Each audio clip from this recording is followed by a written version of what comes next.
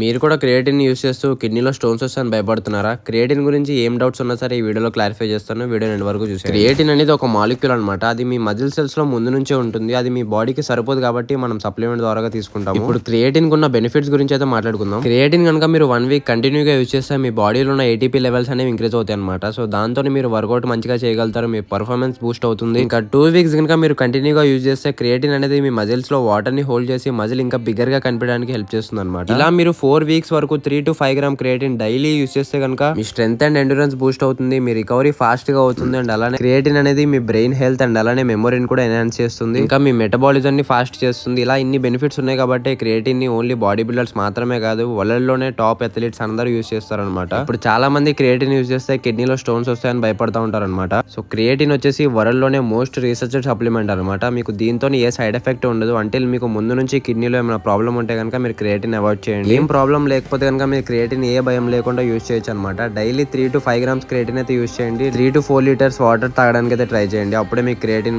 Best results అయితే కనిపిస్తాయి. ఇంకా క్రియేటిన్ ని వాడడానికి భయపడుతున్న మీ ఫ్రెండ్ కి అయితే ఈ వీడియోని షేర్ చేయండి. ఇలాంటి మరిన్ని ఇన్ఫర్మేటివ్ వీడియోస్ కావాలంటే ఇప్పుడే మన కొన్ని ఫాలో చేసుకోండి. సో ఇంకా నెక్స్ట్ వీడియోలో కలుద్దాం. అంతవరకు బాయ్ అందరికీ. Bye bye.